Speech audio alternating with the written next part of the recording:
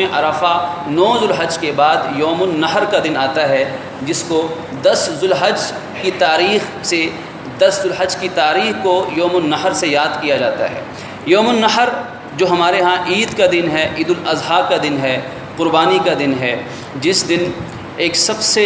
اہم عمل اس دن کا وہ قربانی کرنا ہے۔ اور حدیث پاک کے مطابق یوم النحر میں اللہ رب العالمین کو جو عمل سب سے زیادہ پسند آتا ہے وہ بندے کا قربانی کرنے کا عمل اللہ رب العالمین کو سب سے زیادہ پسند آتا ہے۔ یہ قربانی ہے کیا؟ قربانی اس کی اتنی اہمیت کیوں ہے کہ قربانی سے ہی یوم النحر یعنی عید کے دن کو یوم النحر کا نام دے دیا گیا، قربانی کا دن نام اس کو ٹائٹل ہی قربانی سے دے دیا گیا، اس لیے کہ قربانی ایک اہم ترین عمل ہے جو صدیوں سے جاری ہے، بلکہ ابتدائے آفرینش سے جس کا آغاز ہو چکا تھا۔ قرآن پاک سورہ المائدہ کا بیان ہمارے سامنے آتا ہے کہ حضرت آدم علیہ السلام اور ان کی اولاد میں بھی قربانی رائج تھی۔ اس قربا قربانہ، ان کے بیٹوں نے قربانیاں پیش کی۔ کسی کی قربانی آج بھی ایسے ہے قبول ہوتی ہے، کسی کی قبول نہیں ہوتی ہے،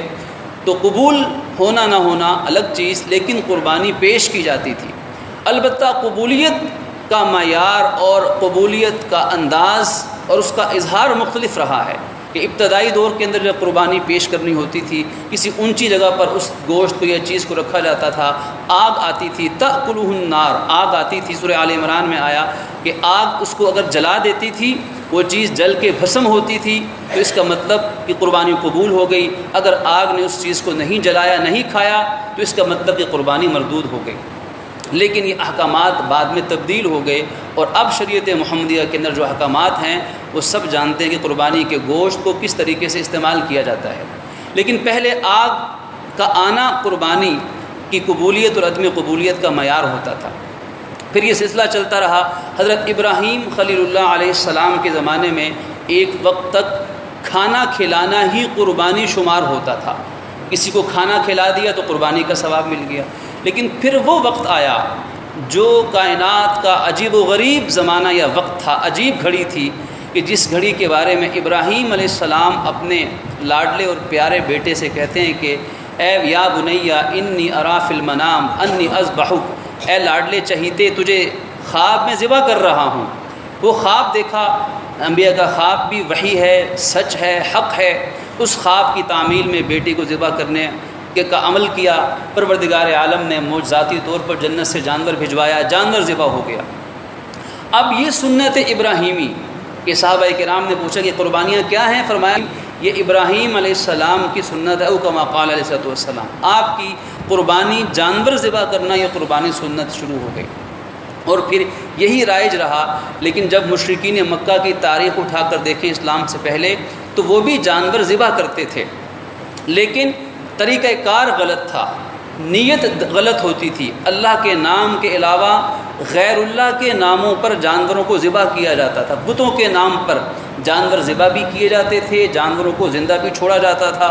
بتوں کے نام پر گوشت کھایا بھی جاتا تھا، گوشت کھلایا بھی جاتا تھا۔ نیتیں بھی خراب ہو گئی تھی اور طریقہ کار بھی تباہ ہو چکا تھا۔ پھر نبی اکرم صلی اللہ علیہ وسلم آپ اسلام کا پیغام لے کر دنیا کے سامنے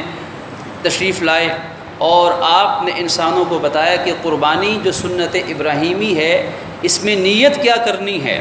اور اس کا طریقہ کار کیا ہوگا۔ آپ نے اپنی زندگی و سیرت طیبہ سے امت کو تعلیم دی قرآن و حدیث کی روشنی میں، اور قربانی کا ایک پورا طریقہ کار نیت سے لے کر آخری عمل تک ہمارے سامنے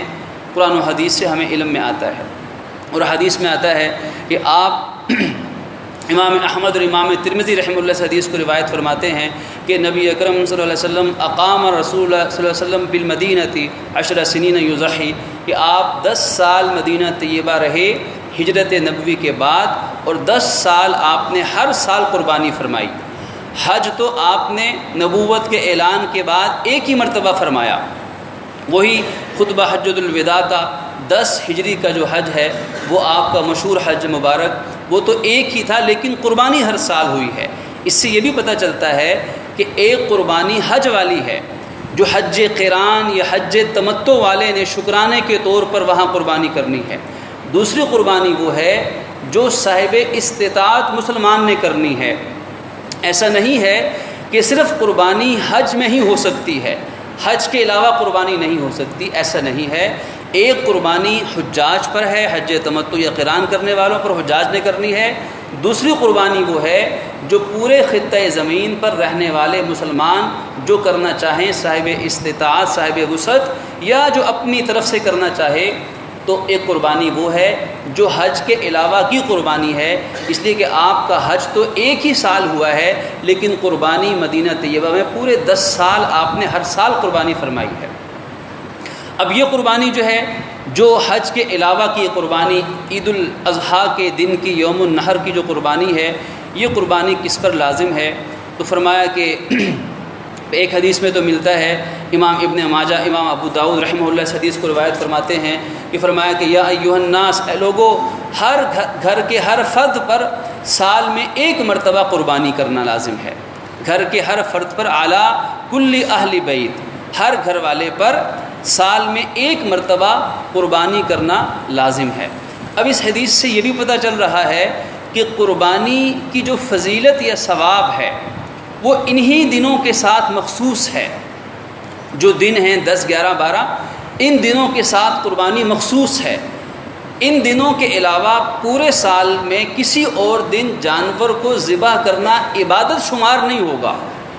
اگر کوئی جانور ذبح کر کے کھانا چاہے تو حلال جانور کھانا جائز ہے، حرام نہیں ہوگا، جائز ہوگا، لیکن عام دنوں میں جانور کو ذبح کرنا وہ عبادت شمار نہیں ہوگا، عبادت شمار ہوگا انہی دنوں کے اندر، اور یہ سال میں ایک دن ایک مرتبہ یہ قربانی واجب ہوگی۔ اگر کوئی مسلمان ان دنوں میں قربانی واجب ہونے کے باوجود قربانی نہیں کرتا، وہ کہتا ہے کہ چلو میں 12,000 روپے، 20,000 روپے صدقہ کر دیتا ہوں، تو یہ بات، یہ مسئلہ ہمیں یاد رہنا چاہیے کہ اگر کوئی قربانی واجب ہونے کے باوجود قربانی کے دنوں میں قربانی نہیں کرتا، بلکہ قربانی کے پیسے صدقہ کر دیتا ہے، کسی غریب کو دے دیتا ہے، تو اس کو انشاءاللہ صدقے کا ثواب تو ملے گا، اس لیے کہ اس نے مال حلال سے غریب کی مدد کی ہے، اللہ کی راہ میں خرچ کیا ہے، صدقے کا ثواب تو ملے گا، لیکن قربانی کا واجب ادا نہیں ہوگا، وہ ذمے میں باقی رہے گا۔ اس لیے کہ یہاں قربانی سے مقصود جانور کا گلا کاٹنا، ذبح کرنا ہے۔ اگر محض پیسے خرچ کرنا مقصد ہوتا تو پھر یہ پوری تاریخ، اس کا خلاصہ آپ کے سامنے عرض کیا گیا، اس تاریخ کی ضرورت نہیں تھی، پھر تو کھانا کھلا دیا جاتا، غریب کی مدد کر دی جاتی، اور کوئی انسان اللہ رب العالمین سے بڑھ کر رحم دل نہیں ہو سکتا۔ اگر آج کوئی یہ گیت الاپنے لگ جائے کہ یہ تو جانور کو ذبح کرنا ظلم ہے، ناانصافی ہے، بے زبان کے ساتھ ناروا سلوک ہے، تو یہ کہنے والا انسان ہے، اور انسان اللہ کا بندہ ہے، اور اللہ اگر خود حکم دیتا ہے اور خود قرآن میں جا بجا کہتا ہے کہ یہ مال مویشی ہم نے پیدا تمہارے لیے کیے ہیں، کہ تم جب ان کو ذبح کرو تو اپنے رب کا نام لو۔ رب یہ چاہتا ہے کہ چونکہ پیدا اس نے کیے، کھلانے پلانے والا وہ ہے، رزق کی تقسیم کرنے والا وہ ہے، اور یہ بیل، یہ اونٹ، یہ جانور جن کو قابو میں کرنا انسان کے بس میں نہیں ہے۔ اگر یہ جانور بتک جائے، یہ جانور وحشی ہو جائے، تو کون ہے جو ان کو قابو کرے گا؟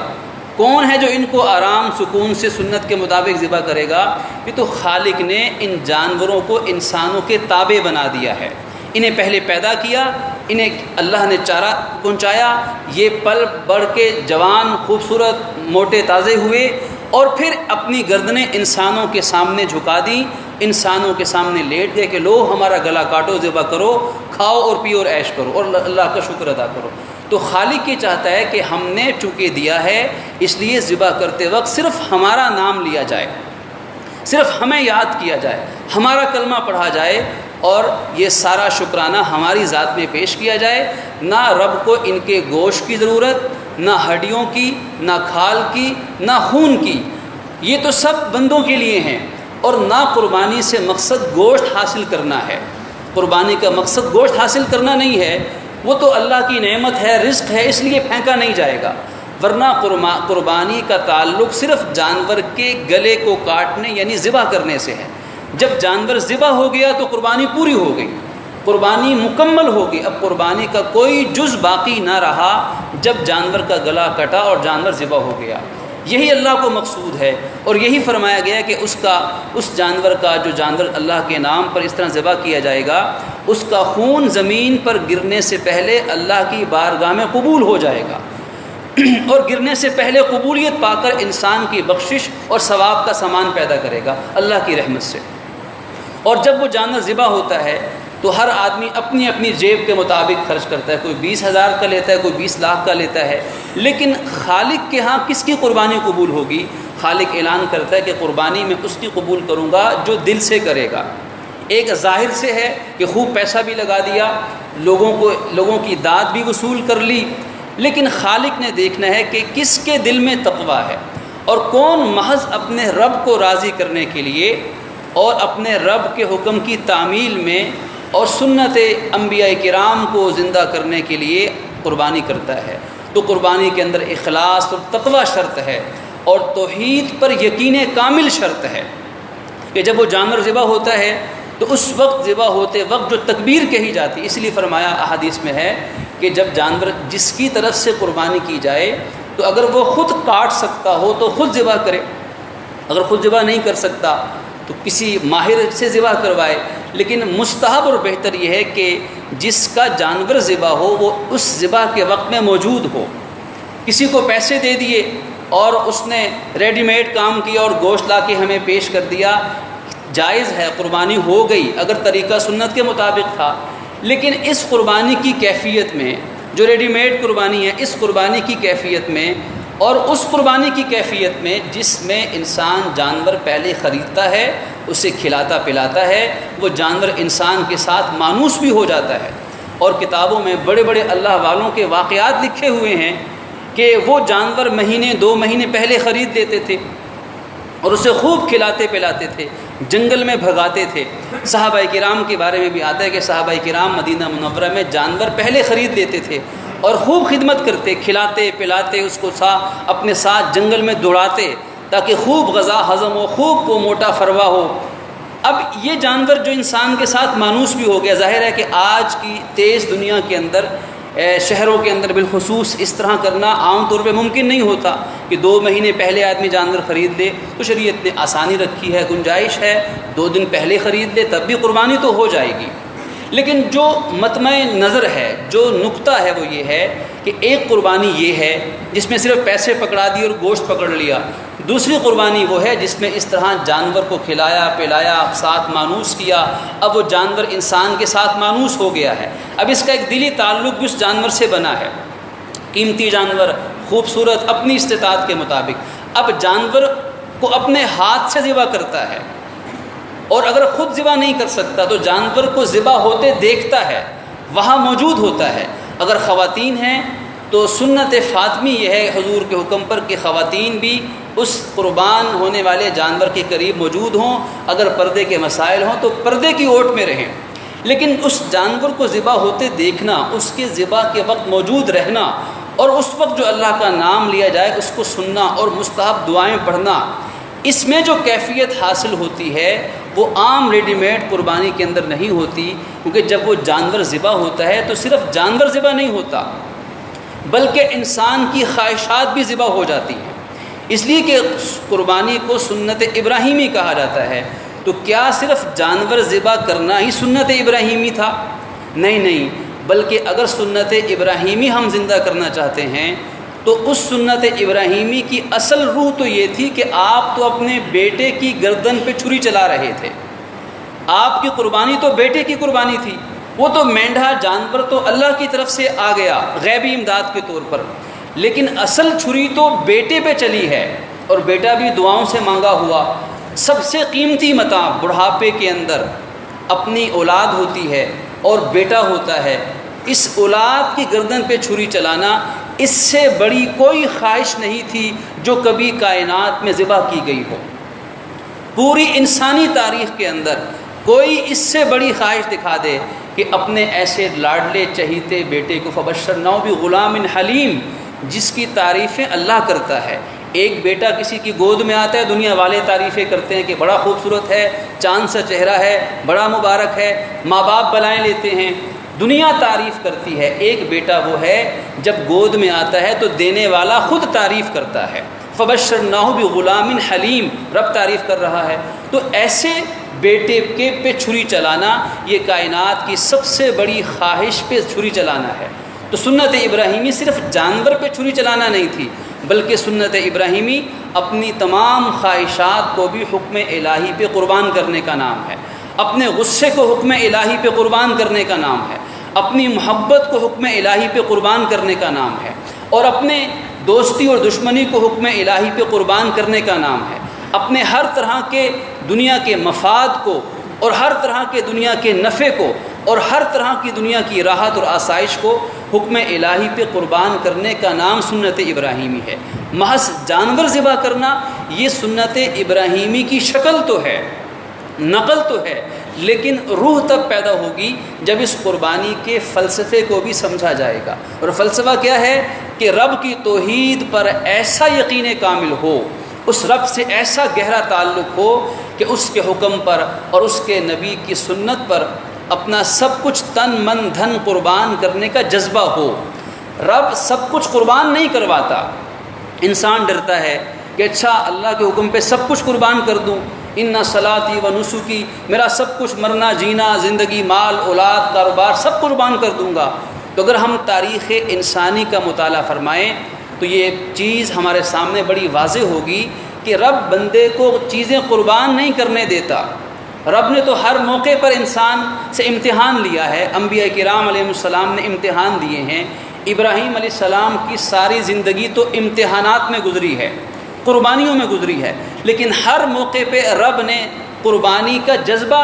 قبول کر کے قربانی نہیں لی ہے، بلکہ اس امتحان میں کامیابی کا سرٹیفکیٹ دیا۔ کہیں اپنے گھر بار کو چھوڑا، کہیں خاندان کو چھوڑا، کہیں مال و متاع سب کو خیر بات کیا، کہیں معصوم بچے کو اور اپنی بیوی کو بے آب و گیا وادی میں چھوڑ دیا کہ جانور آتا کھا پی جاتا، لیکن رب نے امتحان لیا، قربانی نہیں لی، اور کہا کہ بیوی بھی محفوظ ہے، بچہ بھی محفوظ ہے۔ جب یہ بچہ جوان ہوا، کچھ بڑا ہوا، 8-10 سال کی عمر کو تقریباً پہنچا، تو اسی بچے کو ہاتھ سے ذبح بھی کروایا، چھری بھی چلوائی، لیکن بچے کو ذبح نہیں ہونے دیا۔ انہیں ابراہیم علیہ السلام کو آگ میں بھی پھینکوایا۔ ابراہیم علیہ السلام جلنے کے لیے تیار تھے، اور ظاہر ہے ابھی تک آپ کے علم میں یہ نہیں تھا کہ اگر میں آگ میں گروں گا تو اعلان آ جائے گا یا نار کونی بردم و سلام علی ابراہیم۔ آپ کے علم میں تو یہ بات ابھی نہیں تھی کہ آگ میں گرنے کے بعد یہ آگ گل گلزار بنے گی، اس لیے تو آپ گرے تھے۔ اگر علم میں پہلے سے ہی ہوتا، ابراہیم علیہ السلام کو یہ غیب کا علم پہلے سے ہی ہوتا کہ آگ میں گروں گا تو پھول بنیں گے، تو پھر یہ امتحان کیسا تھا؟ پھر تو یہ امتحان ہو ہی نہیں سکتا۔ تو امتحان تو تبھی تھا کہ آپ کے علم میں نہیں تھا، آپ کود پڑے دیوانہ وار آتش نمرود میں، لیکن خالق نے بال بھی بیکا نہ ہونے دیا۔ امتحان لیا، قربانی لی، لیکن سلامتی عطا فرمائی۔ بس یہی جذبہ دلوں میں ہونا چاہیے کہ اپنے رب کے حکم اور اپنے نبی کے طریقے پہ سب کچھ قربان کرنے کا جذبہ دل میں ہو۔ اب یہ مقصد نہیں کہ سب کچھ فنا ہو جائے گا، جب یہ جذبہ دل میں ہوگا اور جس کا جذبہ سچا ہوگا، خالق اس کے جذبے کے بقدر اس کو اپنی رحمت سے نوازے گا بھی اور انعام بھی عطا کرے گا، اور چاہے وہ قربانی ہو، چاہے وہ حج ہو، چاہے وہ اور نیک اعمال ہوں، ان نیک اعمال کی جزا اپنے خزانے کے مطابق دے گا۔ اور جس چیز کو رب کے حکم پہ قربان کرنے کا جذبہ دل میں ہوگا، وہ چیز ہمارے پاس برقرار نہیں رہے گی، بلکہ خالق اس میں اور برکتیں اور اضافہ عطا فرمائے گا۔ اب دیکھیے اسماعیل علیہ السلام آپ ذبح ہونے لگے تھے اور ذبح ہونے کے لیے تیار تھے،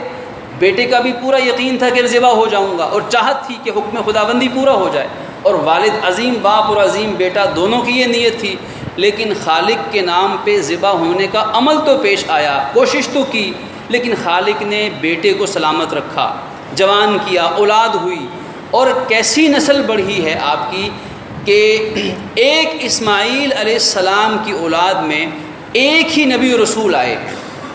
باقی انبیاء کرام ان کی اولادوں میں ہزاروں پیغمبر آئے ہیں، لیکن حضرت اسماعیل علیہ السلام کی اولاد میں ایک پیغمبر آئے، ایک ہی نبی آیا، ایک ہی رسول آیا، اور وہ کیسا رسول ہے کہ وہ امام الانبیاء ہیں۔ اللہ رب العالمین نے ان کے سر مبارک پہ ختم نبوت کا تاج پہنایا ہے کہ ان کے آنے کے بعد نبوت کا سلسلہ ہی ختم فرما دیا، اور پھر قیامت تک جو اللہ کے نیک بندوں کا سلسلہ برقرار رہے گا وہ اسی نبی کی امت کے وسیلے سے برقرار رہے گا کہ قربان ہونے لگے تھے، اللہ نے جذبہ قبول فرما لیا، لیکن نسل ایسی چلائی کہ روحانی اولاد قیامت تک باقی رہے گی، اور جب یہ روحانی اولاد ایمان والے نہیں رہیں گے تو یہ کائنات بھی فنا کر دی جائے گی۔